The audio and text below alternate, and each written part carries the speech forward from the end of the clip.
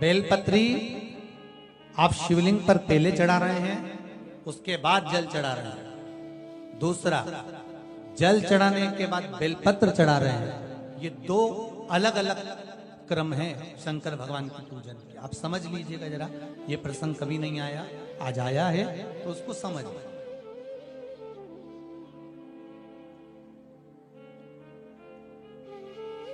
पहले बेलपत्र, उसके बाद में जल जो चढ़ाया जाता है, ये रोग मुक्ति के लिए चढ़ाया जाता है। काय के लिए चढ़ाते हैं अपन? रोग के निवारण, रोग मुक्ति के। आप शिव मंदिर में जाकर दर्शन करेंगे तो दो चीजें अपने को दर्शन करने को मिलेगी। एक भक्त आता है शंकर जी के मंदिर में, आलोक भाव से पहुंचते हैं तो पहले वो क्या करते हैं, पहले बेलपत्री चढ़ा देते हैं, फिर जल चढ़ा देते हैं। और एक भक्त जो शिव मंदिर में पहुंचता है, पहले जल चढ़ाता है, फिर बेलपत्र चढ़ाता है। दोनों का अलग अलग क्रम है, दोनों का अलग अलग भाव वर्णन है।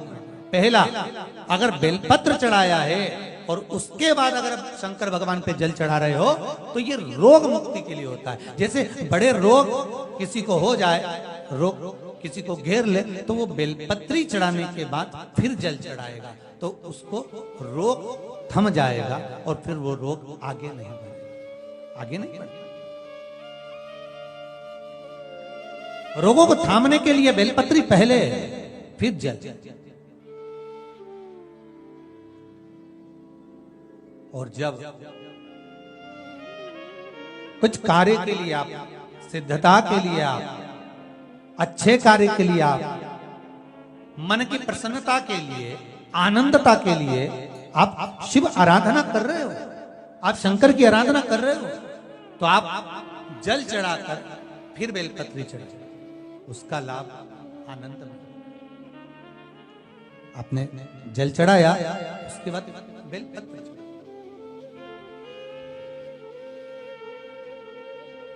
बस एक बात का स्मरण आपको होना चाहिए शिव महापुराण का, कि जब भी आप भगवान शंकर को बेलपत्र चढ़ाते हैं, बेलपत्र समर्पित करते हैं, बेलपत्र समर्पित करते समय प्रयास करा करें कि ये बेलपत्र को जब भी आप समर्पित करें, प्रयास करें कि बीच की जो पत्ती होती है बेलपत्र की, मध्य की जो पत्ती होती है, उसको अंगुष्ठ से पकड़ा जाए।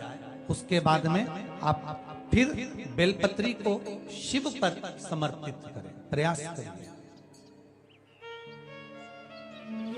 बेलपत्र जो हम भगवान शंकर को समर्पित करते हैं, उसका मध्य जो भाग होता है, बेलपत्री का जो 3 देवताओं का मध्य जो भाग होता है, उसको पकड़कर बेलपत्री को शिव को समर्पित करना है। पूर्व की कथाओं में यह भी वर्णन किया है कि बेलपत्री की डंडी का मुख कहां होना चाहिए। पूर्व की कथाओं में यह भी बताया गया है कि बेलपत्री की तीनों डंडियों के बीच में, तीनों पत्तियों के बीच में जो खाली जगह होती है, डंडी होती है, उसका क्या महत्व है, ये पूर्व की कथा में पहले बता चुके। पर आज जो क्रम चल रहा है कथा का, उसमें अपन जो समझ रहे हैं वो ये होना चाहिए कि आप किस कामना से जल चढ़ा रहे हैं, आपके जल चढ़ाने का क्रम क्या है। अगर आप रोग मुक्ति के लिए चढ़ा रहे हैं तो पहले बेलपत्र चढ़ेगी, फिर जल चढ़ेगा। आप कार्य सिद्धि के लिए चढ़ा रहे हैं, पहले जल चढ़ेगा, फिर बेलपत्र चढ़ेगी। महाराज, शिव महापुराण की कथा कहती है, जब भगवान ओघड़दानी शिव करुणा करने के लिए अग्रण्य होते हैं, तब ये भूल जाते हैं कि व्यक्ति का पाप कर्म क्या है। व्यक्ति का पाप कर्म क्या, वो भूल गए। उनने तो केवल एक चीज का धारण करा है कि ये मेरा अपना जीव है, मेरे दरवाजे पर आता है, स्मरण करता है, एक लोटा पानी चढ़ाता है, बेलपत्र समर्पित करता है, बस ये मेरा अपना हो गया।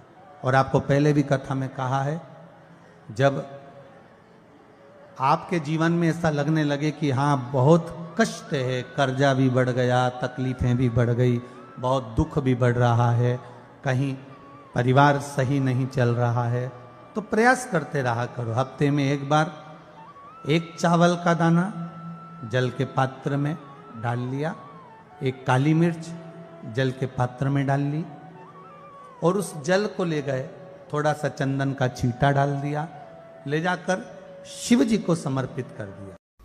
दूसरे के यहाँ की निंदा, दूसरे के यहाँ की चुगली, दूसरे के यहाँ की बुराई अपने यहाँ लेकर मत आओ। ईमानदारी से बोलो। कोई तुम्हारे दरवाजे पर कचरा पटक जाए तो तुम्हें कैसा लगे? अच्छे से बोलो जरा। बुरा लगेगा ना? अच्छा तो नहीं लगेगा। रोज रोज कोई कचरा पटकेगा तो और बुरा लगेगा। 30 त्योहार पे कोई कचरा पटकेगा कितना बुरा लगेगा। दरवाजे पर कचरा नहीं होना, दरवाजा साफ होना। परंतु एक विचार करो, रोज तुम्हारी पड़ोसन, कोई रोज तुम्हारा रिश्तेदार, रोज तुम्हारा कोई नातेदार तुम्हारे दरवाजे पर कचरा पटकता है, ये भी तो दरवाजा है भगवान के आने का और जाने का। कथा कहां से आ रही है? यहीं से। ये भगवान का प्रवेश द्वार है, ये भी प्रवेश द्वार है, ये भी प्रवेश द्वार है भगवान के आने का। दर्शन करोगे तो भगवान प्रवेश करेगा, कानों से श्रवण करोगे तो भगवान प्रवेश करेगा, मुख से भजन करोगे तो भगवान प्रवेश करेगा। ये प्रवेश द्वार है।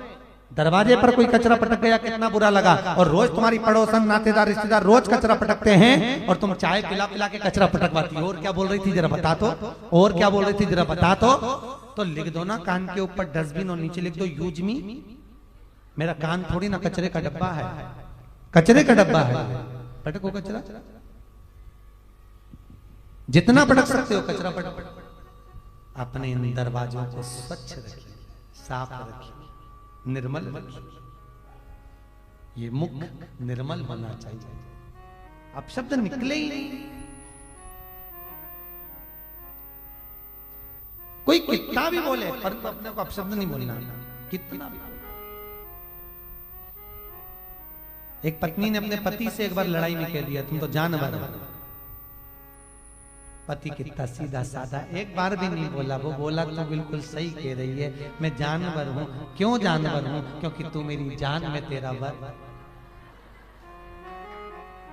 गलत नहीं कहा, शब्द का। लड़ाई करना हो तो बहुत सारे शब्द हैं, और नहीं करना हो तो सबका तो, सबका तो बोल रही। कोई कितना ही पूछे अपने को बोलना ही नहीं, क्या बोले। कभी कभी ऐसा हो जाता है पत्नी को लड़ने की याद आती है तो जान करके लड़े होता है। क्योंकि दोनों में माता पार्वती जी ने शंकर जी से मांगा ही क्या था? भोलेनाथ। भगवान शिव बोले मांग क्या चाहिए? पार्वती जी बोली एक वर दे दो। क्या वर दे दो? 2 वर चाहिए। कौन कौन सा वर? कि एक वर तो ये दीजिए कि पति पत्नी में आपस में जब झगड़ा हो तो उनमें प्रेम बढ़े। ये पार्वती जी ने मांगा था। भगवान शंकर ने कहा तथास्तु, जो पति पत्नी आपस में झगड़ेंगे उनमें बहुत प्रेम बढ़ेगा। तुम देखना पति पत्नी कितना भी झगड़ा कर ले, पति अगर झगड़ के दुकान चले जाए, ऑफिस चले जाए, कहीं पे भी चले जाए, आते से पूछेगा क्यों रे तेरी मम्मी कहाँ गई? आते से पूछेगा। कितना ही झगड़ा हो जाए परंतु प्रेम बढ़ता है। और पार्वती जी ने दूसरा वर मांगा था क्या? कि काशी में जो मरेगा उसको गुरु मंत्र तुम्हें देना पड़ेगा। भगवान शंकर ने कहा ये तो हो ही नहीं सकता, मैं गुरु मंत्र नहीं दूंगा, संसार के लोगों को मैं गुरु मंत्र दूं। पार्वती ने कहा गुरु मंत्र तो तुम्हें देना पड़ेगा। भगवान शंकर ने मना कर दिया। पार्वती जिद पे अड़ गई। भगवान शंकर ने कहा अच्छा ठीक है, तू कह रही है तो मैं गुरु मंत्र दे दूंगा। पार्वती जी ने कहा मुझे कैसे मालूम पड़ेगा कि मरने वाले को तुमने गुरु मंत्र दिया? कोई प्रूफ होना चाहिए ना। तो भगवान शंकर ने कहा तू क्या चाहती है? पार्वती ने कहा मुझे वर दो कि काशी में जो मरेगा उसको गुरु मंत्र तुम दोगे, पर काशी में मरने वाले को जब गुरु मंत्र दोगे, गुरु मंत्र कानों में दिया जाता है, मंत्र देने के बाद कान को मोड़ देना तो मैं समझ जाऊंगी कि गुरु मंत्र दे दिया। भगवान भोलेनाथ करे पागलों जैसी बात करती है पार्वती के नहीं, मंत्र देना हो तो बोलो। भगवान ने कहा ठीक है। आज भी प्रमाण है, काशी में जो मरता है उसको भगवान शिव गुरु मंत्र प्रदान करते हैं और उसका राइट कान मोड़ देते हैं। आज भी काशी में मरने वाले का सीधा कान अपने आप मोड़ जाता है, अपने आप, क्योंकि भगवान शंकर गुरु मंत्र प्रदान करते, भगवान शिव मंत्र देते। जिनको रात में नींद नहीं आती हो, टेबलेट खाकर सोना पड़ता हो, रात भर नींद नहीं आ रही हो, कुछ मत करो, सोने के पहले भगवान शंकर की 5 लड़कियों का नाम 11-11 बार ले लो, पलंग पर जैसी पढ़ो वैसी 11-11 बार नाम ले लो। आपको टेबलेट खाने की जरूरत नहीं पड़ेगी। ऐसी नींद आएगी कि सुबह 6 बजे भी उठना बड़ी मुश्किल से उठोगे तब उठना पड़ेगा। ऐसी चक्र नींद आती है। जो टेबलेट खाकर सोते हो, रात को नींद की गोली खाते हो, उनको नहीं खाना। भगवान शंकर की 5 बेटियों का नाम भारत, याद रखिए, जिनको स्वप्न में सांप दिखते हो, सर्प नजर आते हो, या घर के बाहर या घर के अंदर बार बार सांप आते हो, तो भगवान शंकर की 5 लड़कियों का नाम लेकर पान के पत्ते पर चंदन से 5 सांप बनाकर शंकर भगवान को छुलाकर जिसको स्वप्न दिखते हैं उसके ऊपर से 21 बार उसार कर बहते हुए पानी में डाल दीजिए। स्वप्न में कभी सांप नहीं नजर आएंगे, जिंदगी में कभी नहीं दिखेंगे। स्वप्न में सांप सर्प नजर आएंगे। जया, विश्वरा, शामली बाली, 2 तली और देव, ये शंकर भगवान की 5 लड़की। और आज भी नियम है, अगर शरम्भेश्वर महादेव का नाम लेकर जिस व्यक्ति को क्रोध आता है उस व्यक्ति का हाथ लगवाकर चावल की पोटली को शिव जी के मंदिर में रख दिया जाए तो व्यक्ति का क्रोध समाप्त हो जाता है। आज भी नियम है। भगवान शिव का शरम्भ रूप धारण किया, तो चावल का उपयोग नहीं कर सकते, उनसे निवेदन है, एक मोली यानी लच्छा, कोई बद्रीनारायण जा रहा हो, जिस व्यक्ति को बहुत क्रोध आता हो उस व्यक्ति के नाम का वो लच्छा भेज दो और नरसिंह शिला पर उसको पटकवा दो। व्यक्ति एकदम शीतल रहेगा, चिड़चिड़ प्रवृत्ति समाप्त हो जाएगी, क्रोध एकदम चले जाएगा। नरसिंह शिला का इतना प्रमाण है। नरसिंह शिला कहाँ पर है? वो नरसिंह शिला बद्रीनारायण, अलकनंदा नदी के बीच। पसीना आने लगता हो, घबराहट होने लगती हो, एकदम तुरंत घबराहट हो जाए, चाहे दिन में हो चाहे रात में हो, घबराहट उत्पन्न, तो उसके लिए ध्रुमावती माता का नाम लीजिए और ध्रुमावती माता के नाम से गुड़ की 7 टुकड़े कर लीजिए। गुड़ की जो बट्टी होती है उसके 7 टुकड़े कर लीजिए। और ध्रुमावती माता के नाम से जहां पर गौरी और शंकर दोनों विराजमान हो, गौरी और शंकर का मंदिर यदि आप दर्शन करेंगे तो शंकर भगवान का जहां शिवलिंग हो और शिवलिंग के साथ में पार्वती जी शंकर के साथ नीचे ही बैठी हो, सामने दीवार पर या ऊंचाई पर हो। आपको पहले कहा था शंकर जी के शिवलिंग का आपको कई बार दर्शन कराया। एक विष्णु शिवलिंग होता है, एक डमरू जैसा शिवलिंग होता है जिसको बैठ कर पूजा नहीं जाता, जिसको खड़े होकर जल चढ़ाए। एक शिवलिंग होता है जो जमीन पर ही रहता है, जिसको गौरी शंकर कहते हैं महाराज। तो गौरी शंकर का स्मरण कर कर, उमा महेश का स्मरण कर कर, जो शिवलिंग जमीन पर हो और पार्वती जी भी जमीन पर ही स्थापित, गौरी शंकर का स्मरण कर कर शंकर भगवान पर प्रदोष काल में समय के शाम के समय पर सूर्य अस्त के कुछ ही क्षण में वो गुड़ की डिलियां आप शंकर भगवान को चढ़ा दीजिए और गौरी माता का स्मरण कर कर उसको उठाकर ले आइए। जिस दिन उठाकर लेकर आए, शनिवार, रविवार, सोमवार, मंगलवार, ऐसे 7 दिन लगातार दरवाजे के बाहर उसी शिव मंदिर के द्वार पर बैठकर आप वो गुड़ की डली को खा लीजिए। महाराज, जिंदगी में कभी घबराहट नहीं हो सकती, सिर दर्द नहीं हो सकता, बेचैनी नहीं हो सकती और पसीना नहीं आ सकता घबराहट के कारण। रात को चकसो आनंदमय, पर गौरी शंकर होना चाहिए। कभी लगे गुरुदेव आज हमारे को बहुत थकान लग रही है, शरीर बेकार लग रहा है, सिर दर्द हो रहा है, शरीर में बेकार बहुत कष्ट उत्पन्न हो रहा है, पीपल के पत्ते की 5 पत्ते पीपल के थाली के अंदर रखो और उस पे भोजन करो शंकर जी का कुंदकेश्वर महादेव का नाम लेकर। कौन से महादेव? एक बार जम के बोलिए, कुंदकेश्वर।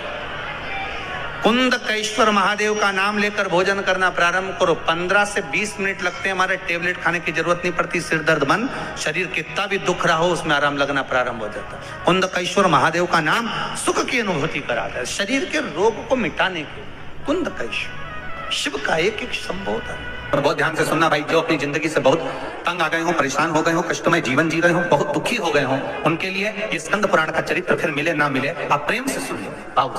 पहला, प्रदोष काल में शाम का समय सूर्य डूब रहा हो, बस डूबा ही हो, और उस समय पर सूर्य के डूबन के तुरंत बाद बाबा को धतूरे के साथ में बेलपत्री ना चढ़ाते हुए बेलपत्री के वृक्ष के 7 कांटे बाबा के शिवलिंग पर समर्पित करे जाते हैं महाराज, अपनी जिंदगी में अड़चनों को हटाने के लिए। फिर आप जिस व्यापार में उतरे, जिस व्यवसाय में उतरे, जिस नौकरी में उतरे, आप दिल से करें, आपको तरक्की मिलेगी। आप हार नहीं सकते, नीचे नहीं आ सकते, उन्नति पर ही चढ़ेंगे। दूसरा, मध्याह्न का समय